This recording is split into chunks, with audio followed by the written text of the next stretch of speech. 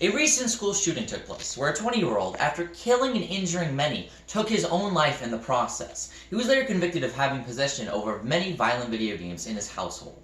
This tragedy started a spark in the video game genre, with the main question being, do video games cause violence? How did this happen? Were the games responsible, or was there a bigger authority to blame? So, what exactly caused the shooting in the first place? As it turns out, the police searched the shooter's house and found multiple cases of violent video games in his console. However, he was noted to have suffered from mild depression as well.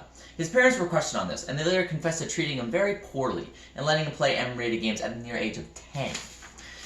His parents were later arrested for further investigation. But are video games truly the one to blame?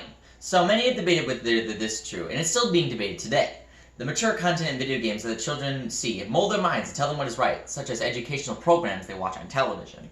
Children are also very easy to manipulate. So playing games solve their problems through violence will most likely teach them to solve their own problems through violence if they see it first. The University of Iowa State did a 2000 study on violent video games. And in the end, it was found that elementary students who played violent video games are 263% more likely to be judged more aggressive by their peers and teachers compared to children who only played non-violent video games. There's also a multiple report of parents on major violent video games. They are saying that they are the reason that the children are aggressive in the first place, but they couldn't be further from the truth, of course. They are saying that parents bear the responsibility to teach their child right from wrong, which includes mature content. So letting their own child play these types of games, then blame them for teaching their child violent behavior is the parents' fault, not the games. So, if parents didn't let their child play these games in the first place, then they wouldn't commit violent acts in the first place.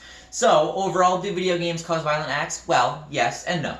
Yes, because even though they don't promote it, these games cause the aggressive behavior and actions by the person who plays it. No, because the parents are letting their own child play the game with their consent, and then later blame the game because their child shoplifted, which is why you always hear annoying squeaker 5-year-olds when you're playing Call of Duty games.